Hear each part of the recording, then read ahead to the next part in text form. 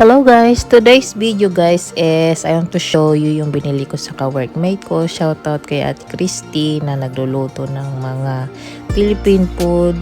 At kapag gusto mo kumain is mag-order ka lang, ganyan. So today is sinubukan ko ang kanyang crema di fruta at ang ganda-ganda ng pagkaka-design.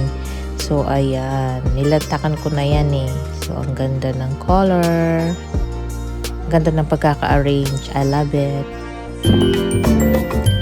So, ayan at nilantakan ko na at yan sobrang nag-enjoy ako while watching TV.